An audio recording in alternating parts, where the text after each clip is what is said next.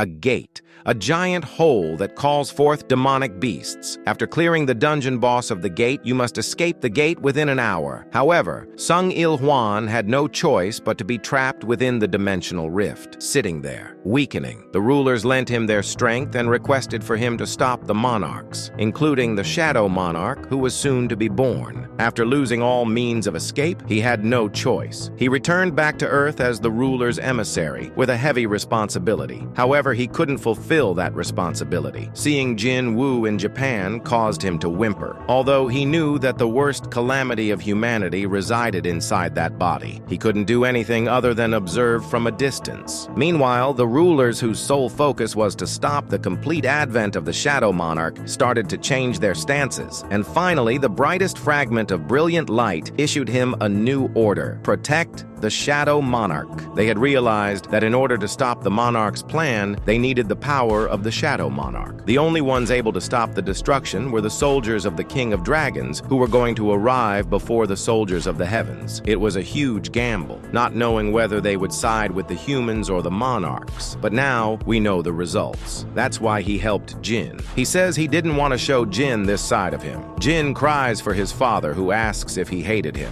Jin confirms, and Sung Il Huan apologizes. Jin says that when he first started out as a hunter, when he was at death's door, when he barely survived to see Mom and Jinna again, his father appeared in his mind, and he always hated him whenever it happened. But he also missed him. What about you? Jin asks. Il Huan looks up as Jin asks if he missed him. Know them. Tears flood as he says he missed them all the time. Even though he couldn't see him, he was happy about the fact that he was able to see Jin from afar. Taking a foot, he stands and hugs Jin, telling him he's grown well. Jin Wu cries and balls a fist as he asks if it's the rulers that are controlling him and throwing him away. But Il Huan responds that they simply gave him an opportunity to make a choice. He chose to protect him, and he doesn't regret a single thing about it. Jin's hand opens, and he hugs his father again as he fades, saying he wanted to talk more. He wanted to stay with him longer. He apologizes for not being a great father and shatters before Jin. Holding the air, he clenches his fist and screams through the city. Meanwhile, in the apartment, Kyung-hee names Jinna and invites her to move, saying she feels like they can move now. Tears stream while Jin screams at the monarchs, telling them they will definitely pay the price for what happened today. This arc continues.